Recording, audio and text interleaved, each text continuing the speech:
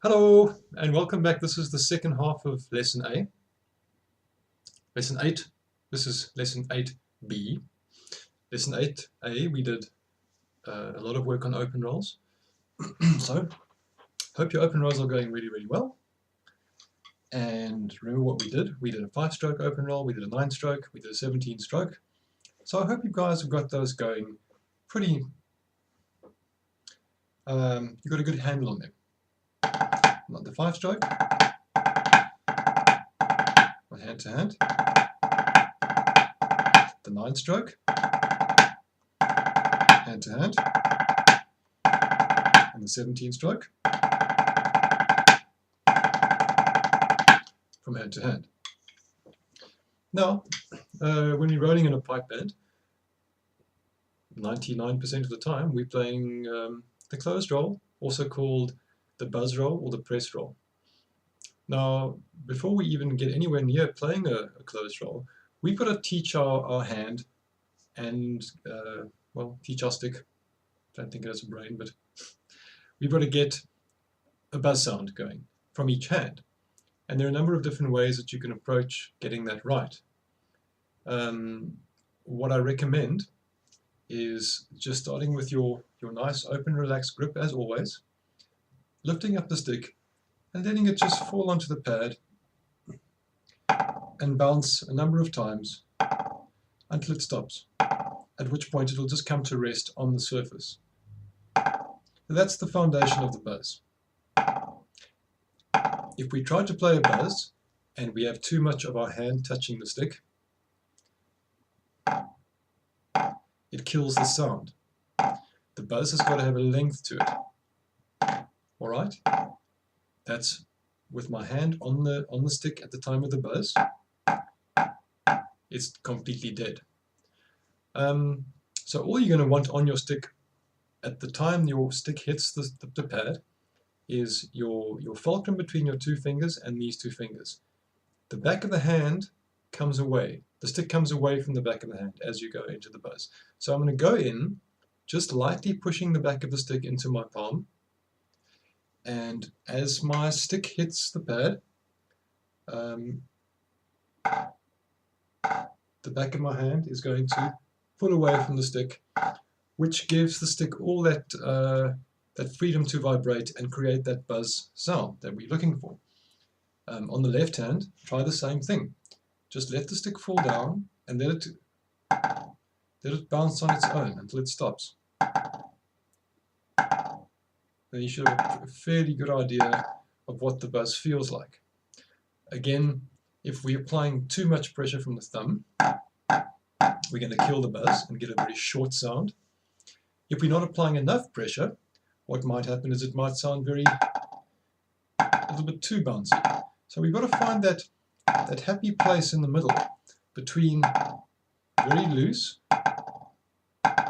and very choked.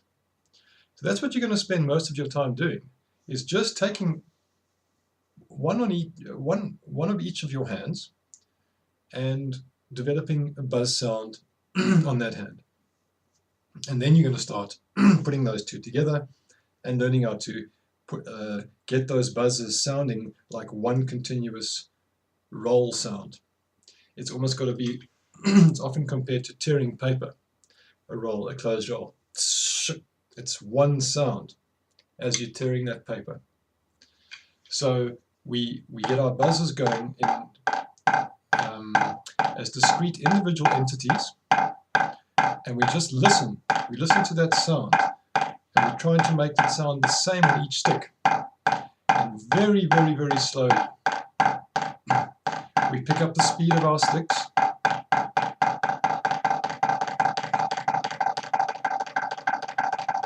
And we start to create more continuous sound. Once again, if your hands are, or your fingers are applying too much pressure to your sticks, then what's going to happen is your roll is going to sound, your buzzes will be slightly choked, the duration of the buzz will be shorter, and your roll will sound very segmented, or it will sound overpulsed, so it will sound like this. If your grips are too loose and you're letting you're giving the stick a little bit too much freedom, your roll is going to sound very open and messy. Especially when you get onto playing on a drum, then you'll really hear how that's going to sound really awful. A more closed sound is going to give you a smoother sound. So you're going to have to just take your time and get that going. Once you've got that going, there are many ways that you can build that into an exercise. If you remember what we did in the previous lesson, we had our pattern A and B. Now we can use those same patterns and we can replace the double strokes with buzzers. So in pattern A, we were just playing 1 and 2 and 3 and 4 and then we were and 4 and we were playing double strokes. We were subdividing each of the quavers. Now let's, instead of playing a double, let's play a buzz. Okay, so pattern A, and 1 and 2 and 3 and 4 and 1 and 2 and 3 and 4. 2 and 3 and 4 and 1, 2, 3, 4, buzz, buzz, buzz, buzz. Alright, start on the left hand.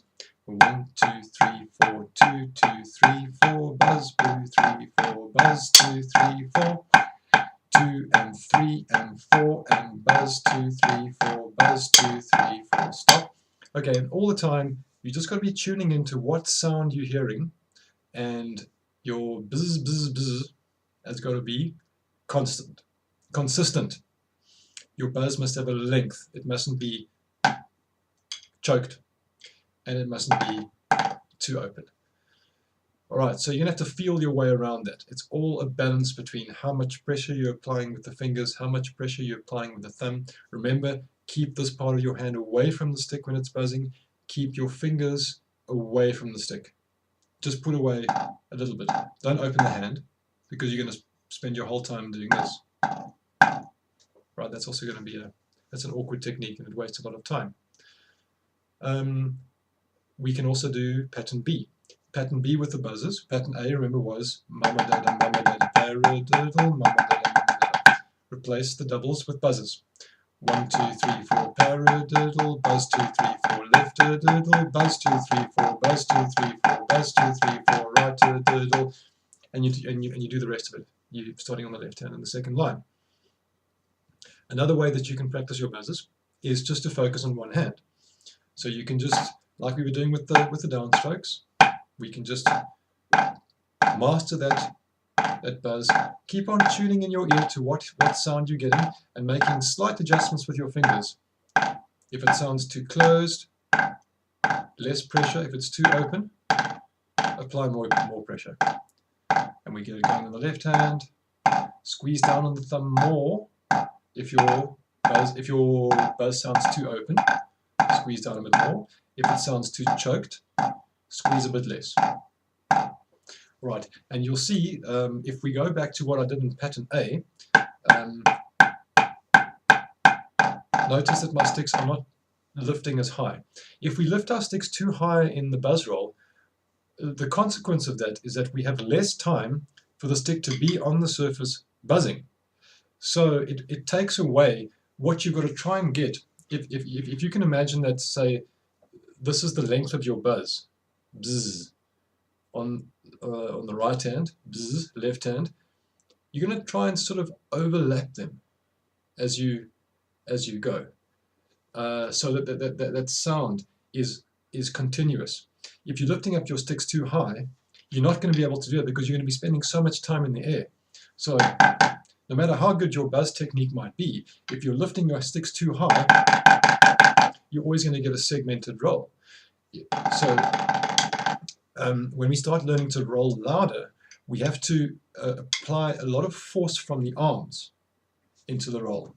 So once you've got your basic buzz sound going, if I just push into the pad more, and a lot of it's coming from the arms, I can go from a soft roll to a loud roll. And you see my sticks don't lift a lot higher in the loud roll. They just lifting enough to get the motion back, and most of what the stick is doing is it's spending its time vibrating on the surface of the pad or on the surface of the drum. So that's the lowdown on getting the buzzers going. If you look at the page, all we're doing is we're doing again the 5, the 9, and the 17. The same rolls we did in open, we're just converting them into closed rolls. And do them slowly and listen to the sound of every single note that you make. So you're going to practice them as discrete entities. Buzz, buzz, tap is your 5-stroke. Remember, 2, 4, 5. We were in open style, and now we're in closed style. And always, for every one you practice on the right hand, practice another one on the left hand. 5-stroke roll left to left, 5-stroke roll right to right. And it doesn't matter that doesn't sound like a roll yet. All we're working on is buzz, buzz, tap. Are we making a perfect buzz, and a perfect tap? The tap at the end is often overlooked. Sometimes because we're squeezing for the buzz, we forget to open up the hand and let it produce a nice clean tap on the end. So we don't want our roll to end on a buzz or end on a multiple tap. We want one clean note at the end. And it's not an accented note. You can accent the end of a roll, but I want you to practice it as a more uniform sound. Okay. Just a nice, constant roll sound without too much of an exaggeration on the accent, or on the tap on the end. On the subject of switching hands again, you're probably going to find that in 90% of the cases your right hand is going to produce a better roll because you're probably right-handed. And so you might even need to spend more time doing the left hand rolls.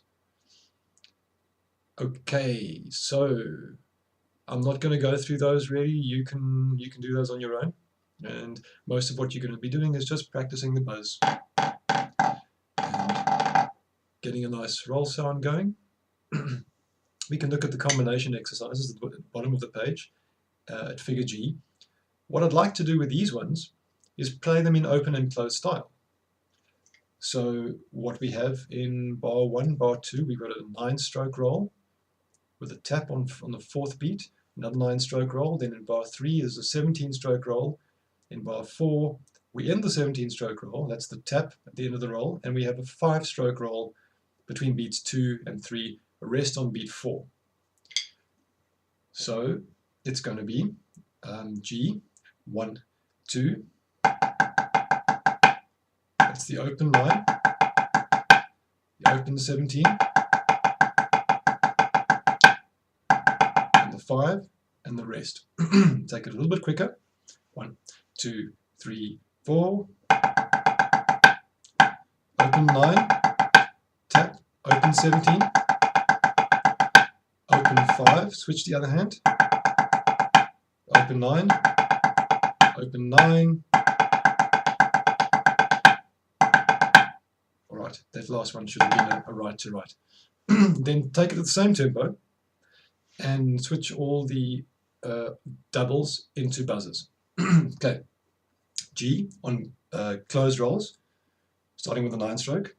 1, 2, tap, closed roll 9, 17, 2, 2, 3, 4, tap, 5-stroke roll rest, 9, 9-stroke roll from left to left, 17 from left to left, 5-stroke roll at the end. And don't worry, it doesn't sound much like a roll, does it? Not the point we're practicing to make the buzz sound. Later on, as you really feel that you've got that going, you knock up the tempo and it will sound more like this.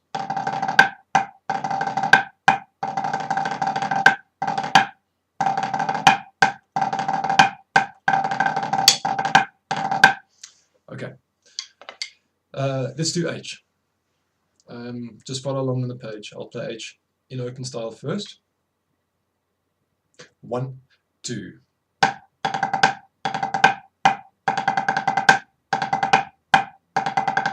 Rest.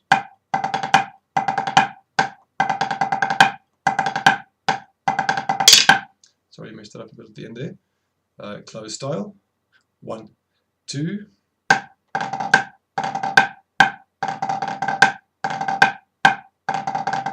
Rest.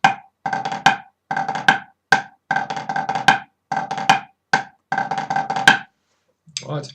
You might even, you're probably going to hate these at first because they're going to feel really awkward to you. But you're doing good work, and just trust in the fact that you are getting that skill and mastering that technique. And pretty soon, no time, you'll be rolling smooth and these things will be really easy. All right, so good luck, practice hard, and get those rolls going, and see you next time.